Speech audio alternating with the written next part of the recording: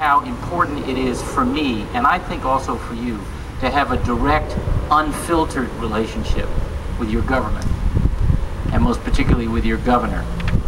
Thank you for giving us this opportunity. I didn't even know what governors look like before you. I'm taller on TV, Stephen. And I also just question whether any standardized test, whether any single paper and pencil test can capture all the dimensions of a child's development. I came around to the MCAS really talking more often than not to poor families. Some of you here, I can see from familiar faces, were involved in my campaign. You know I believe very much in grassroots campaigning.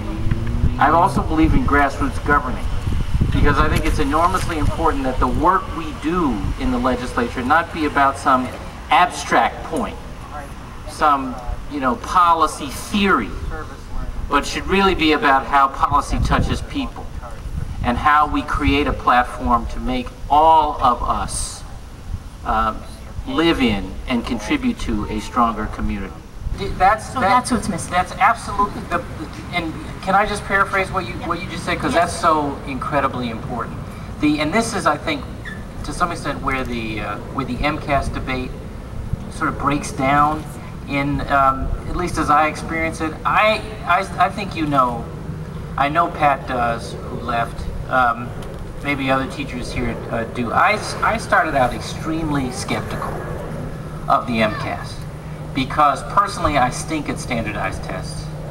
I could do like my predecessors, by the way, when it comes to the Turnpike and its financial structure and its debt, and just look the other way and hope that I get out of Dodge before the you-know-what hits the fan. And we can save a lot of money, a lot of energy, a lot of resources by not forgetting about that good old standby recycling. So I am here to listen to you. I want to know what you're worried about.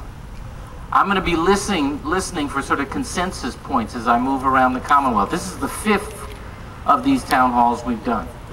And it's a special one because I'm home among my neighbors and I'm glad to be with you. Marie Bernard, I'm from Milton. Governor, my biggest concern is about health, and my worry is not for gas or oil, because I can put a blanket around myself and I can walk to work. But if my son gets sick, I don't know what I'm going to do. First of all, let me just acknowledge, this is an issue everywhere, all over the Commonwealth. Healthcare reform, I think, has been a very, very important and successful experiment. So one thing I would ask you, if you're willing to let us take some contact information for you or your son, is let us walk him through what his options are and see whether there isn't something in one of the subsidized programs for which he would be eligible. And she was the dearest thing that I've ever known. She's one of the sweetest ladies, and everybody loved her dearly. Thank you for that. My mother, now only a son can say this. My mother was a trip. And, I know. Yes.